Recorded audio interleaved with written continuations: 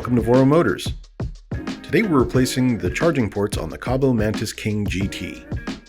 To do this, you'll need a 2.5mm hex key, flathead screwdriver, and a Phillips head screwdriver. To get started, you'll want to remove the top deck. Peel back the silicone mat enough to expose the screws underneath. There are 14 screws total. Don't worry too much about the adhesive. It will still be tacky enough to stick after you replace it. 12 of the screws will take a 2.5mm hex key,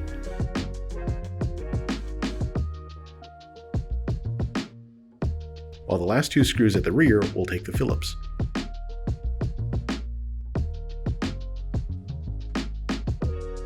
Once all 14 screws are removed, you can lift the top deck off and also remove the weather stripping underneath. Now, with access to the wires, go ahead and pull some of them out of the way, giving you more room to work. You're going to want to disconnect the charging ports from the battery. Look for the smaller yellow connectors attached to the red and black wires. Once that's done, you'll need to remove the plastic cover on the front of the scooter, just behind the front tire.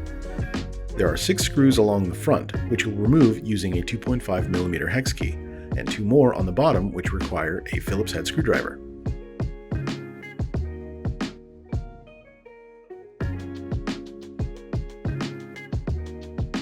Once the cover is removed, pull the charging port wires out through the opening near the bottom.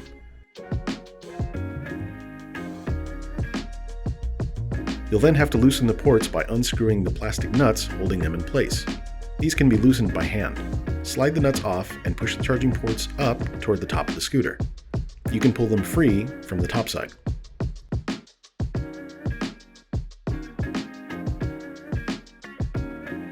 You'll notice that the ports have different length wires. The longer one is the top port and the shorter the bottom. Now take your new ports and slide them into place by feeding the wires through the portholes. Secure them in place by sliding the plastic nuts over the wires and hand tightening them. Next, feed the wires through the bottom and back to the other side.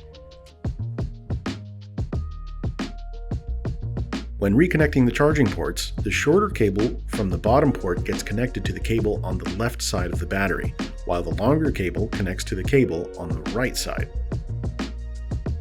Now, before sealing it all up, we recommend testing each port by plugging them in to make sure they are charging properly. If the charger light changes from green to red, you're all good to go.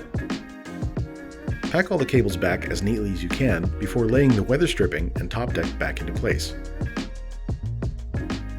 Screw the top deck into place. Again, the adhesive should be tacky enough to stick without having to apply any additional adhesive.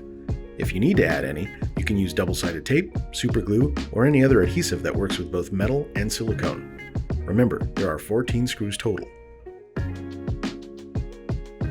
Once they're in, simply smooth the silicone mat down, and you can move to the front where you'll reattach the plastic front cover. Again, 6 screws along the front using a 2.5mm hex key, and 2 more on the bottom using a Phillips head screwdriver.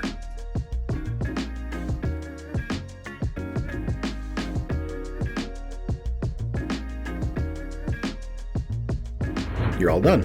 Make sure to like and subscribe and visit us at voromotors.com.